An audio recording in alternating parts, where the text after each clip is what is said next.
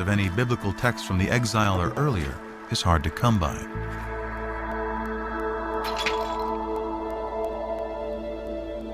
The most celebrated surviving biblical texts are the Dead Sea Scrolls. First discovered by accident in 1947, the scrolls represent nearly all 39 books of the Hebrew Bible, at least in fragments.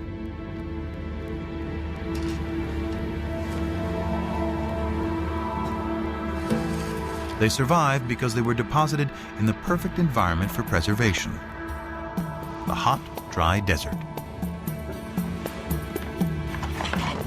Archaeologists suspect there were at least hundreds more scrolls throughout Israel.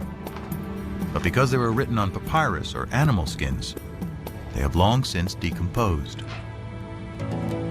Even though the earliest of the Dead Sea Scrolls date to the 3rd and 2nd centuries BC, that doesn't mean that they're the first copies or examples of this work that were ever written. It means that they already stand in a line of tradition that had been established by the time the scrolls were written.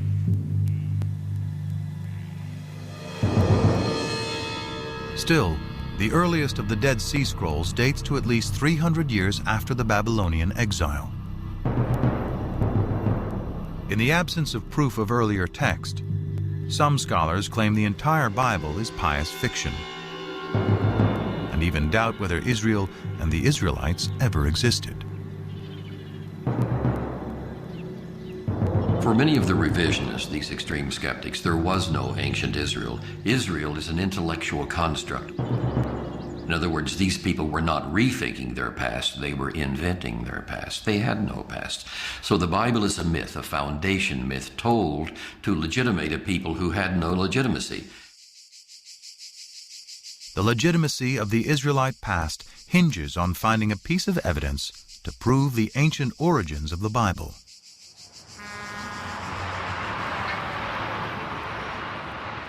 What would be the discovery of a lifetime starts outside the walls of Jerusalem in an old cemetery. We came here and excavated 7 of these burial caves. The burial caves date back to the 7th century BC, somewhere around the time of King Josiah. But the caves were found looted, so we didn't anticipate too much. Gabriel Barkai instructed a 13-year-old volunteer to clean up a tomb for photographs. Instead of that, he was bored, he was alone, and he had a hammer, and he began banging on the floor. But the floor turned out to be a fallen ceiling. And beneath it were some artifacts that had escaped the looters.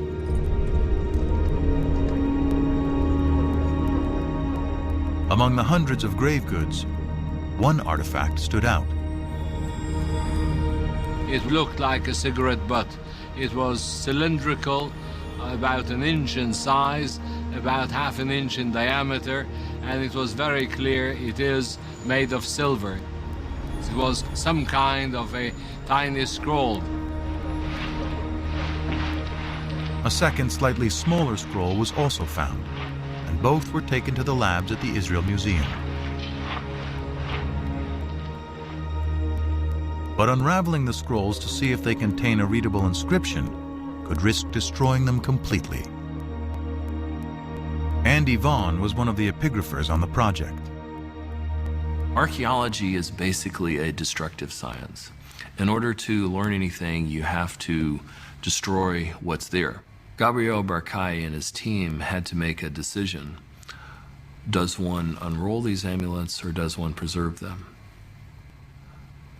They decided that it was worth the risk, and hindsight would tell us that they could not have been more correct. Through painstaking conservation, technicians devised a special method for unrolling the scrolls and revealing their contents. I went over there and I was amazed to see the whole thing full of very delicately scratched, very shallow characters. The first word that I could decipher already on the spot was Yud Hey Vav Hey, which is the four-lettered, unpronounceable name of God. Further investigation revealed more text and a surprisingly familiar prayer, still said in synagogues and churches to this day. May the Lord bless you and keep you. May the Lord make his face to shine upon you and be gracious to you.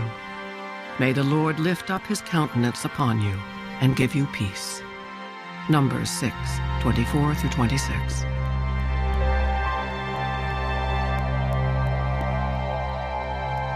There is no doubt at all that these two amulets contain the priestly benediction found in Numbers 6. These inscriptions are thus very important because they're the earliest references we have to the written biblical narratives. The archaeological context was very clear because it was found together with pottery dating back to the 7th century BC. Also the paleography, the shape of letters, points towards somewhere in the 7th century BC beyond any doubt. The silver scrolls, with the priestly benediction, predate the earliest Dead Sea Scrolls by 400 years. It is an amazing find, proving that at least some verses of the Bible were written in ancient times during the reign of King David's descendants.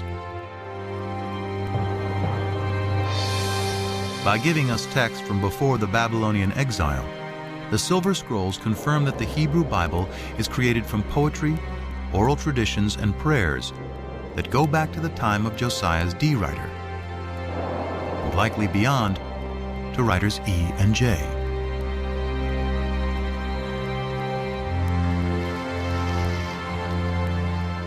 As modern scholars suspect, the Torah, the first 5 books of the Bible, takes its final form during the Babylonian exile.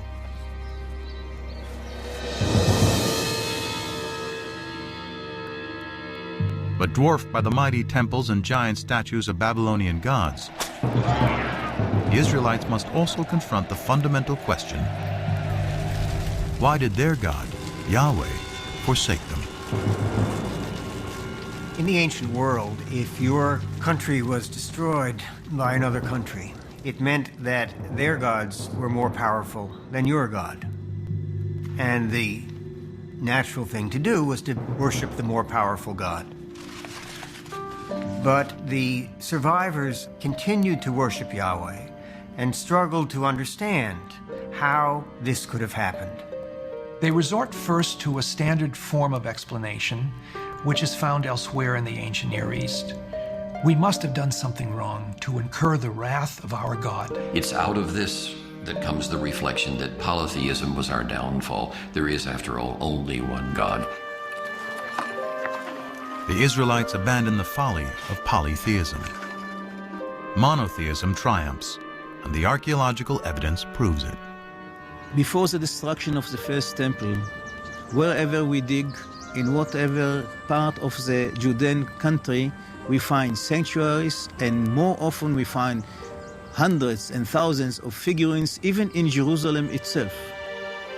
But after the destruction, there are none. We are speaking about 1,000 in before and nothing, completely nothing at all after. Monotheism is well ensconced, firmly ensconced.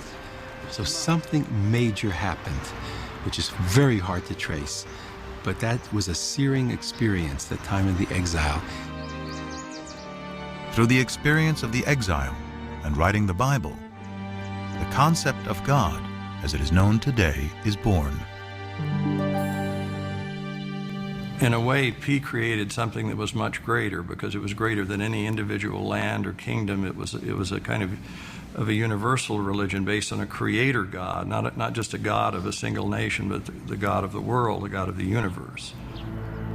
This moves Yahweh into the realm of being a universal deity who has the power to affect what happens in the whole universe. This makes the God of ancient Israel the universal